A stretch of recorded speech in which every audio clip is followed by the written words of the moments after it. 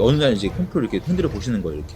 그럼 탱크에서 찰랑찰랑 물소리가 납니다. 와, 그러면은 컴프레셔가 빨리 망가질 수 있는 기본 조건이 만들어진 거예요. 에어 컴프레셔와 에어 공구 그리고 에어 스프레이건을 처음 구매하신 분들은 항상 고민에 빠지십니다. 뭘 사야 되는 거지? 사서 어떻게 연결해야 하는 거지? 내가 맞게 사용하는 건가? 이런 고민이 있으십니다. 이번 영상은 어렵지 않게 직접 보여드리면서 진행할 거예요. 그리고 충분히 설명해 드리겠습니다. 이 영상 하나면 가장 기본적인 에어 공구와 컴프레셔를 사용한다는 것에 대한 이해, 그리고 내가 에어 스프레이건이나 에어 공구 같은 것을 사면 어떻게 연결하고 사용할 수 있구나 같은 것들을 알 수 있으실 거예요. 자, 그러면 시작해 보겠습니다. 우선 구독과 좋아요, 알람 설정까지 해주시면 간단하지만 유익한 영상들을 먼저 받아보실 수 있으실 거예요. 감사합니다. 앞서 올린 영상들을 보면 제가 에어 스프레이건에 대한 영상을 자주 올렸죠. 영상을 봐주시는 분들께도 감사하지만 전화를 주시기도 하고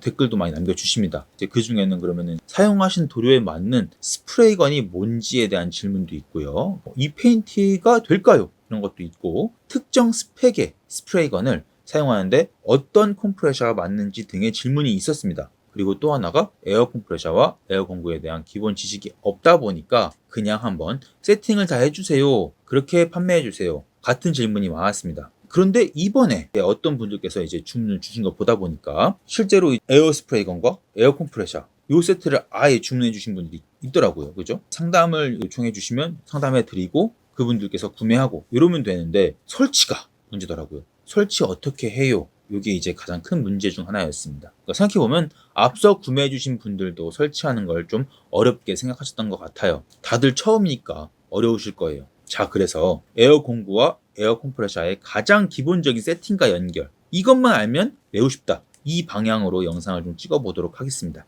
진짜 쉽습니다. 자, 확인해 보겠습니다. 이게 이제 컴프레셔 3.5마력, 4마력 이 제품인데, 이거 같은 경우에는 모든 제품들의 시작이죠. 보면은 워터 세퍼레이터가 있습니다. 이거를 이렇게 놓고 이렇게 꾹 꽂아줍니다. 이 꾹 눌러가지고 이 호스가 마치 여기까지 들어간다는 느낌으로 꾹 눌러주셔야 돼요. 저 에어 워터 세퍼레이터 연결되어 있는 호스를 가지고 이렇게 딱 꽂습니다. 자, 그 다음에 워터 세퍼레이터 같은 경우에는 이런 부품이 같이 가거든요. 이걸 뒤에 이렇게 연결시킨 다음에 어딘가에 딱 걸어 놓으시면 됩니다. 그 다음에 이 호스를 가지고, 보통 호스가 이렇게 같이 동봉될 수 있습니다. 그러면 이런 호스가 나와요. 그럼 이제 여기에다가 이렇게 해서 팍 꽂으시면 돼요.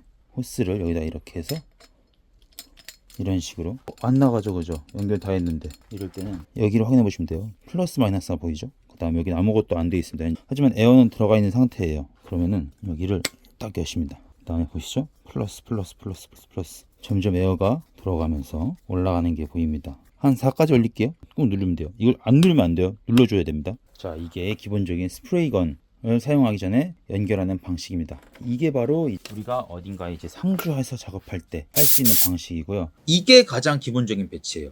영상을 잘 보시면 시작점에는 컴프레셔가 있습니다. 그리고 컴프레셔 연결된 호스를 놔두고 그 다음에 워터 세퍼레이터가 있죠. 이게 수분 분리기입니다. 그리고 에어 호스가 나옵니다. 그리고 원하는 작업 위치에 에어 공구, 이 배치는 기본적으로 상시 위치할 수 있는 작업장이 있는 경우 이렇게 배치하시면 됩니다. 그리고 인테리어 업자 같이 이동을 많이 하셔야 하는 분들이 계십니다. 이런 분들은 보통 이제 이거 같은 거를 어딘가에 거치시켜 놓고, 안쪽에 거쳐 놓고 이렇게 쭉 뽑을 수 있죠. 인테리어 하신 분들은 이런 식으로 사용하시면 됩니다. 멀리까지 갈 수 있거든요. 이 호스를 얼마큼 길게 늘리냐가 중요하죠. 내가 사용할 수 있는 호스 길이만큼 더 연장이 될 수도 있고, 아까와는 좀 다르죠. 컴프레셔는 동일하지만 워터 세퍼레이터가 컴프레셔에 곧장 연결되어 있습니다. 큰 차이는 없습니다. 워터 세퍼레이터를 고정시켜서 거치해 놓을 수 있다면 처음 보여드렸던 컴프레셔처럼 호스를 먼저 연결시키셔도 좋습니다. 안전하게 거치해 놓을 곳에 놔두고 작업하시면 됩니다. 만약 아무데나 그냥 두신다면 워터 세퍼레이터가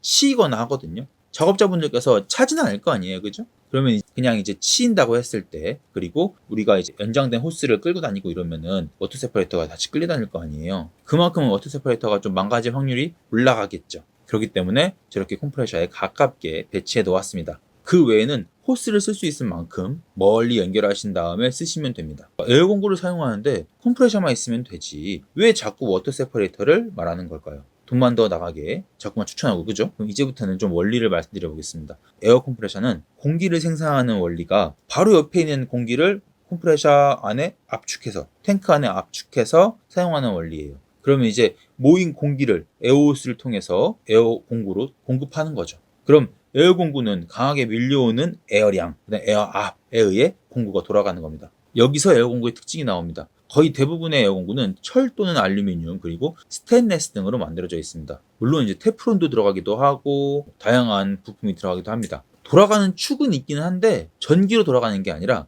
에어의 압으로 돌아가는 거죠. 그래서 기본적으로 내부가 전기 공구에 비해 많이 단순합니다. 그냥 에어 넣고 돌리면 대부분 돌아갑니다. 단순하면 고장이 잘 나지 않겠죠, 그죠? 물론 부품을 좀 오래 사용한다거나 부품에 이상이 있으면 문제가 생길 수도 있지만 워낙 오래된 방식의 공구라서 분해해서 해당 부품만 교체하기도 쉽고 웬만하면 수리할 수 있습니다. 다만 여기서 조금 예외가 나오는데 중국제예요. 중국제는 특정 브랜드가 직접 담당해서 수리해주는 게 아니라고 하면은 공구 수리 의뢰를 잘 받지 않아요. 이게 왜 그러냐면은 뭐 공단, 공구공단 이런 거 있잖아요. 구로공단이나 뭐 시화공단 이런 데 있잖아요. 그죠? 그쪽 같은 경우에는 공구 수리를 의뢰받는 분들이 계시거든요. 근데 그분들도 하시는 말씀이 이거를 수리해봤자 예전 퍼포먼스가 안 나오다 보니까 처음 구매했을 때 그러면 이제 손님께서도 야 이거 좀 문제가 있는 거 아니냐라고 수리한 당신한테 뭐라 하시는 경우도 있고 그리고 손님께서도 만족스럽게 사용을 못하니까 결국엔 이제 수리해주는 사람도 안 좋고 수리를 요청하는 사람도 안 좋고 하는 상황이 좀 생긴다고 하더라고요. 그러다 보니까 그분들께서도 잘 받지 않는 경우가 있습니다. 물론 해주시는 분이 있으면 다행이고 그분들이 잘 해주시면 최고지만 좀 저희도 요청을 종종 드리거든요. 근데 이제 그러면 손살을 치신 분들이 좀 계세요. 어쩔 수 없죠. 왜냐면 그것도 맞는 얘기긴 하거든요. 그래서 저희도 이제 호그린 관련은 저희도 좀 수리를 좀 하는 편입니다. 그러다 보니까 메이테라는 브랜드를 저희가 좀 수입해서 판매도 하는데 그런 경우에는 저희도 부품이 있어가지고 수리를 충분히 해드립니다. 정 안 된 부분 안에다 말씀을 드리고요. 그런데 이제 다른 공구들 같은 경우에서 혹은 직수입하신 것들은 수리가 안 될 확률이 높죠. 그 부분 염두에 두시면 됩니다. 그리고 또 일반적으로 좀 중국제가 내구도 약한 것도 있어요. 하지만 뭐 이런 것들이 다 염두에 두고 구매하시는 것도 있으니까 이런 것들은 이제 뭐랄까 지금 중국제 한계인 거죠. 아무튼 에어 공구의 장점은 단순하다. 단점은 부품이며 외장이며 이런 것들이 다 금속이다. 그러다 보니까 에어 공구 같은 경우에는 기본적으로 컴프레셔에서 나오는 에어를 사용하죠. 그죠? 그럼 컴프레셔에서 나오는 에어가 수분이 가득하다면 어떻게 될까요? 내부가 점점 삭기 시작하는 거예요. 그래서 부품이 망가지는 거예요. 에어 공구 같은 경우에는 사용할 때 이제 결국 공기를 넣잖아요. 그죠? 카플러 부분에 그 오일을 공구 오일을 한두 방울만 넣어준 다음에 에어 호스와 에어 공구의 커플러를 연결시키면 에어가 들어가면서 오일을 퍼뜨려 주거든요. 그러면 이제 에어공구 내부가 좀 오히려 도포가 돼가지고 좀 많이 버틸 수 있어요. 그래도 수분이 들어오잖아요. 그죠? 그럼 결국에는 삭습니다. 그래서 요 수분, 이거를 좀 없애기 위해서 에어 수분 분리기가 필요한 거죠. 워터 세퍼레이터 같은 경우에는 이름 그대로 수분 분리기예요.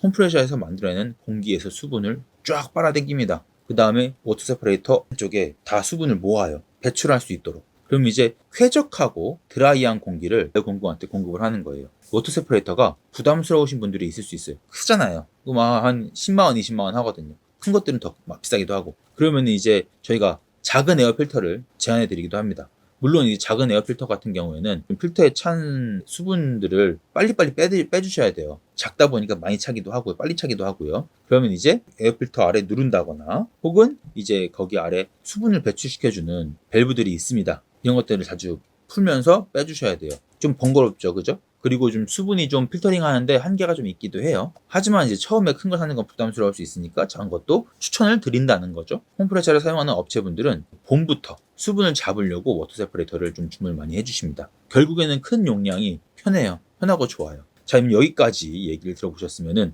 궁금증이 더 있으실까요? 아니면 에어공구를 좀 오래 쓸 수 있는 가장 기본적인 방법이 좀 이해가 되셨을까요? 여기서 좀 더 중요한 걸 좀 말씀드려 볼게요. 가장 기본, 바로 컴프레셔에서 수분을 제거하는 방법입니다. 컴프레셔가 있으시면 꼭 한번 해보셔야 돼요. 컴프레셔는 앞서 말씀드린 것처럼 공기를 모으면서 필연적으로 수분을 모읍니다.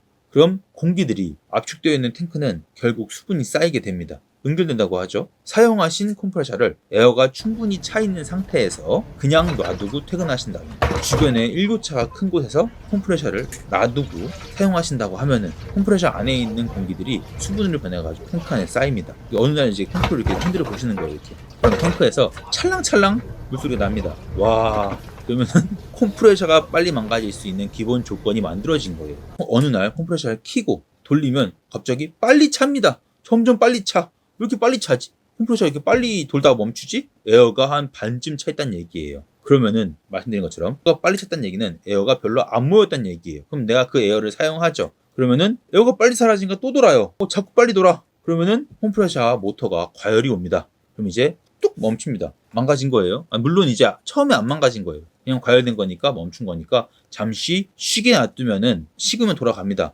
하지만 반복되면 이제 떡지는 거예요. 컴프레셔 모터 안쪽이. 그러면 이제 연락이 옵니다. 망가졌어요. 새로운 헤드 살게요라고. 그리고 수분 가득한 탱크에 수분 반 공기 반이잖아요. 그러면 쏠 때 에어를 쏠 때 수분을 머금은 에어가 나올 거 아니에요. 그럼 에어 공구 망가지는 겁니다. 그죠? 그럼 어떻게 해야 될까요? 아주 쉽습니다. 컴프레셔를 사용하고 난 후에 공기를 다 빼주시면 돼요. 그러면은 에어가 다 빠져버리니까 그 안에 물이 찰 일이 없겠죠. 그죠? 적어질 거예요. 그죠? 보통 이제 컴프레셔 스위치 옆에 공기를 뺄 수 있는 밸브가 있습니다. 당겨서 빼는 거예요. 그리고 물이 차 있다 라고 하면은 컴프레셔 탱크 하단면에 밸브를 돌릴 수 있어요. 그러면은 그걸 열었을 경우 물이 콸콸콸 나옵니다. 근데 이제 이때는 꼭 컴프레셔 안쪽에 에어를 채운 상태에서 아래 바켓을 놔두고 돌리셔가지고 그 압으로 물이 나오게 하셔야 돼요. 이거 에어 다 뺀 상태에서 밸브만 여시면은 그 밸브 구멍 위에 있는 물만 나오는 거예요.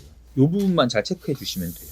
그러면 이제 오래오래 사용할 수 있는 컴프레셔 상태가 되는 거죠. 이렇게만 해주셔도 진짜 오래 사용하실 수 있어요. 이 영상 보신 분들 중에 컴프레셔가 있으신 분들은 꼭 해보셔야 됩니다. 어떠신가요? 컴프레셔와 에어 공구를 오랫동안 사용할 수 있는 방법과 세팅법을 좀 간단하게 알려드렸습니다. 쉽죠, 그죠? 진짜 쉬운데 이게 좀 귀찮아서 안 한다면 에어 공구랑 컴프레셔의 수명이 빠르게 떨어지는 거예요. 컴프레셔 망가지고 에어 공구 망가지면 공구 많이 팔잖아요. 그죠? 난 좋겠지. 근데 왜 이걸 알려드릴까요? 생각해보세요. 저한테 구매했든 남한테 구매했든 에어 공구의 컨디션을 완벽하게 사용하지 못하면 손님들이 싫어하실 거 아니에요. 이거 에어 공구 별로 안 좋네라고. 그럼 결국 에어 공구 사용자가 줄어든단 말이에요. 왜냐면 결국 자기가 쓰기 쉬운 것들을 찾아가니까. 근데 알고 사용하면 너무 쉽단 말이에요. 그러다 보니까 간단하게 알려드리면서 저는 개인적으로 에어 공구 사용자분들이 더 많아지면 좋겠어요. 그 다음에 신규 유입하신 분들도 이렇게 쉬운 거네 라고 알고 가시면 좋겠어요. 그러다 보니까 이제 이렇게 알려드린 것도 있고, 만약 저한테 구매하신 분들이 개인적으로 좋은 경험을 하시길 바랍니다. 그래서 알려드리는 거예요. 제가 좋은 거 팔았는데 얼마 못 가서 망가지면은 판매하셔도 많이 아쉽잖아요. 그죠? 저는 사용자분들이 충분히 오래 사용하시길 바라고, 그리고 좋은 작업하시고 저희 제품 또 사주시고, 그게 더 좋은 게 아닐까 생각해서 이런 가장 기본적인 정보들, 이제 이 사용자의 지식량을 올려서 좀 더 많이 팔아보자 이런 것들을 목표로 가지고 영상을 올리고 있습니다. 자, 오늘 영상은 이제 상당히 간단하지만 말이 좀 많은 영상이었어요. 간단하지만 정말 중요한 부분이기 때문에 말이 많았던 거예요. 이것만 알고 계셔도 기계를 충분히 오래 사용하실 수 있습니다. 이 영상이 컴프레셔와 에어 공구를 사용하신 분들, 그리고 사용할 분들에게 많은 도움이 되었으면 좋겠습니다. 자, 그럼 이제 가보겠습니다. 항상 구독과 좋아요 부탁드리고요. 그리고 알람 설정까지 해주시면 작은 부분이지만 공구 작업에 유익하고 도움되는 영상을 누구보다 빠르게 올릴 수 있도록 노력해 보겠습니다. 항상 시청해 주셔서 감사합니다.